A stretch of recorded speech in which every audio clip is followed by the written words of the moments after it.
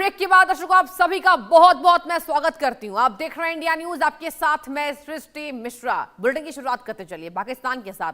पाकिस्तान के कब्जे वाले कश्मीर में हालात एक बार फिर से बेहद विस्फोटक हैं। हमारी जमीन हमारा राज के बुलंद नारों के बीच पीओके की जो जनता है उसने हल्ला बोल कर दिया है। पाकिस्तान सरकार को वो घेरती नजर आ रही है और उसकी सेना के खिलाफ अब आर पार की लड़ाई का ऐलान कर दिया गया है। प्रदर्शनकारियों का नेतृत्व कर रही है जॉइंट अवामी एक्शन कमेटी जैक ने सीधे तौर पर राजधानी मुजफ्फराबाद की ओर मार्च करने का बड़ा ऐलान कर दिया। इस ऐलान ने पाकिस्तानी हुक्मरानों की नींद उड़ा दी है।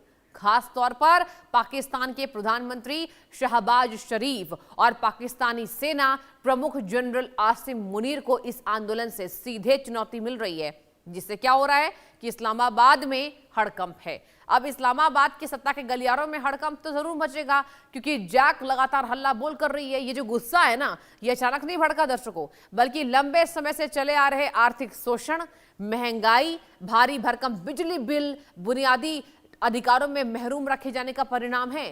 पिछले कुछ समय से पीओके की आम जनता पाकिस्तान के कुशासन और दमनकारी नीतियों के खिलाफ लगातार मुखर रही है। अब यह असंतोष है एक विशाल जन आंदोलन का रूप ले चुका है। मुजफ्फराबाद मार्च के ऐलान के बाद से पाकिस्तानी प्रशासन और सुरक्षा एजेंसियों ने पूरे इलाके में कड़ी किलेबंदी कर दी है। रास्तों को सील किया जा रहा है, जगह जगह भारी सुरक्षा बलों की तैनाती की जा रही है। आपको बताते चलें, इस मार्च को हर कीमत पर रोकने की तैयारी है। आगे बढ़ते हैं। हालांकि प्रशासन के इस दमनकारी हथकंडों के बावजूद प्रदर्शनकारियों के तेवर बेहद आक्रामक है, अटैकिंग मोड पर वो हैं।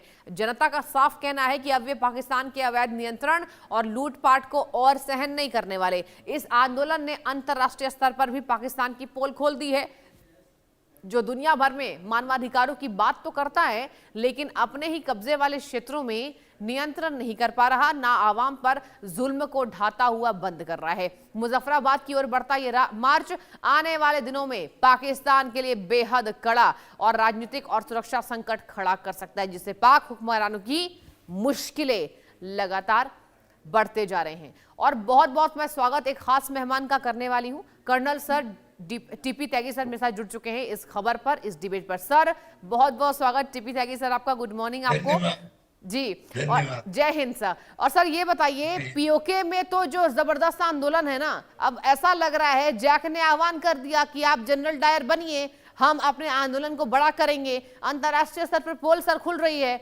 ऐसे में क्या लग रहा है, पाकिस्तान की जिद्दी सरकार कदम सर पीछे हटा रही है या अब आगे बढ़ेगी? क्या कहेंगे? देखिए, पाकिस्तान की सरकार के सामने विकल्प अब बहुत लिमिटेड रह गए हैं। उन्होंने पहले तो आपने सही कहा, हाँ। उन्होंने जलियांवाला बाग जैसी स्थिति बना दी रावलकोट के ईदगाह में, जहां उन्होंने बाकायदा मैसेकर किया। मैसेकर करने से पहले पावर ब्लैकआउट कर दिया, हाँ। इंटरनेट पहले से बंद थे, अच्छा। और वहां पे शटर्स डाउन है, चक्का जाम है, बाहर कोई खबर आने नहीं दी जा रही, मीडिया को पूरी स्वतंत्रता नहीं है। ये हालत में उन्होंने किया। नतीजा ये हुआ कि छन छन के जो रिपोर्ट पहुंची, तो यूनाइटेड नेशंस के ह्यूमन राइट कमीशन के जो स्पोक्स पर्सन है लॉरेंस, उन्होंने इसका संज्ञान लिया और इसके बारे में कड़ी चेतावनी दी। ऐसे ही एमनेस्टी इंटरनेशनल, उन्होंने भी पाकिस्तान में निहत्थे लोगों पर चलाई गई गोली का संज्ञान लिया। और ऐसे ही ब्रिटेन के अंदर लंदन में बाकायदा पाकिस्तान असेंबली के सामने प्रदर्शन हुए कि ये खून खराबा बंद करो। ये तो एक बात हो गई।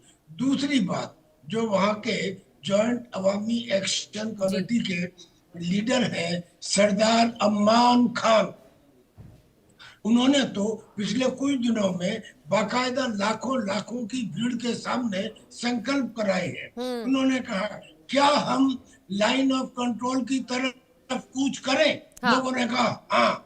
उन्होंने कहा, अगर भूखे मरने की नौबत आई तो क्या हम पुंछ से, राजौरी से, डोडा से, मेंढर से, क्या हम इनसे सहायता की अपील करें? लोगों ने कहा हाँ। उन्होंने कहा, क्या हम पाकिस्तान से अलग हो जाए? लोगों ने कहा हाँ। और अब उन्होंने ये ऐलान कर दिया कि हम मुजफ्फराबाद मार्च करेंगे।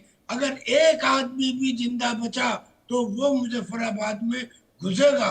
और उन्होंने ये भी कहा कि मुजफ्फराबाद के पाकिस्तान में के जो हुक्मरान हैं वो याद रखें, अपने वादे के पक्के रहें, वहां से चले और ना जाएं।